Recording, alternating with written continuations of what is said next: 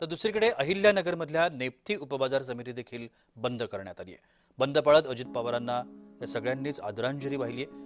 व्यापारी शेतकऱ्यांनी एकमतानं 2 दिवस व्यवहार बंद ठेवण्याचा निर्णय घेतला।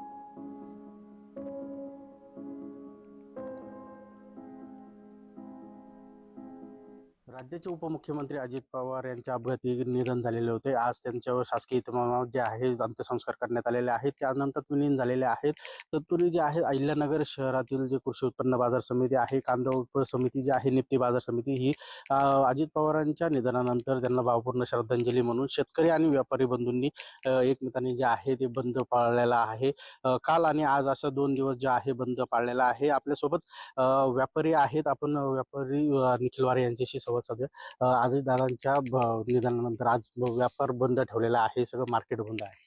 अजितदादा पवार यांच्या अकाली निधनानं संपूर्ण महाराष्ट्रावर दुःखाची शोककळा पसरलेली आहे आणि दादांना श्रद्धांजली म्हणून अहिल्यानगर कृषी उत्पन्न बाजार समितीतील सर्व विभागांच्या वतीनं व्यापारी बांधव असतील, शेतकरी असेल, सर्व संचालक मंडळ आमच्या सर्वांच्या वतीनं दादांना श्रद्धांजली अर्पण करण्यासाठी आम्ही सर्व व्यवहार बंद ठेवले आहेत आणि त्या माध्यमातून आम्ही दादांना श्रद्धांजली अर्पण करत आहोत।